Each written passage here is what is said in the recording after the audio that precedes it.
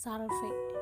Saudara-saudari yang terkasih dalam Kristus dimanapun kalian berada, kiranya dalam masa Prapaskah ini Tuhan melimpahkan damai sejahtera dalam hati dan pikiran kita semua, agar dengan damai kita menyambut hari raya Paskah nanti.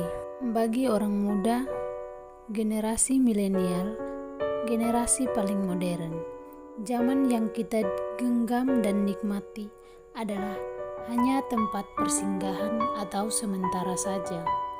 Banyak kondisi yang sering muncul dalam kehidupan di generasi milenial, seperti ketakutan akan kesepian dan kerinduan akan kesetiaan, serta stabilitas yang ada bersama-sama dengan tumbuhnya rasa takut atas relasi yang membuat orang merasa terkurung, sehingga dapat menghambat orang untuk meraih tujuan hidup pribadinya.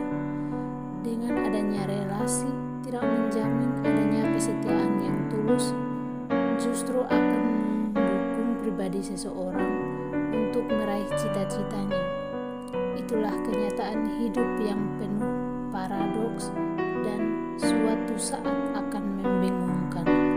Masa Prapaskah diawali dengan Rabu Abu yang mengingatkan semua umat Kristiani bahwa masa Prapaskah ini diadakan oleh gereja untuk membantu perjuangan kita sebagai orang beriman Kristiani yang sangat penting untuk mencapai keselamatan. Kita diingatkan bahwa perjuangan itu bukan untuk sesuatu yang duniawi, dihormati dan dipuji-puji oleh orang lain, tetapi perjuangan agar Allah berkenan. Sebab Allah tidak menginginkan manusia binasa oleh dosanya sendiri. Para saudara yang terkasih, masa ini dilambangkan dengan goresan abu pada dahi umat Katolik. Menyimak situs resmi Komisi Kateketik Konferensi Wali Gereja Indonesia atau KWI, abu jadi tanda kerapuhan manusia yang mudah jatuh dalam kelemahan dosa sekaligus tanda pertobatan. Merujuk pada kitab suci, abu juga jadi tanda pertobatan di kota Niniwe. Laman Kota Lisitas mencatat pada kitab Kejadian bab 2 ayat 7, umat Katolik diingatkan bahwa manusia diciptakan dari debu, tanah, dan suatu ketika akan tiada lalu kembali menjadi debu. Abu yang dioleskan di dahi bukan dilakukan tanpa makna. Ketika dilihat dari berbagai sumber, abu di dahi membantu umat untuk mengenali kembali area spiritual. Dahi dan kepala adalah tempat pikiran dan akal budi bekerja.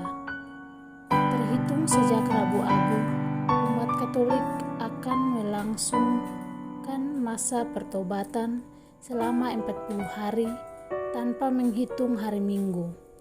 Masa ini akan genap pada Sabtu sebelum perayaan Minggu Palma. Angka 40 mengingatkan umat Katolik akan perjalanan bangsa Israel di padang gurun selama 40 tahun dan puasa Yesus selama 40 hari. 40 hari itu menunjukkan waktu.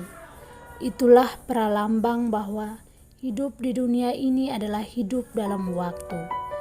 Selama hidup dalam waktu, kita tak henti-hentinya menghadapi perkembangan atau perubahan dan pencobaan hidup. Di masa Prapaskah ini, kita sebagai generasi milenial yang beriman kepada Yesus Kristus, marilah kita tetap semangat dalam memperjuangkan tujuan hidup kita dalam hal memperbaiki hubungan relasi baik dengan Tuhan maupun sesama teman, agar kita bisa mencapai cita-cita sampai pada puncaknya, yaitu iman.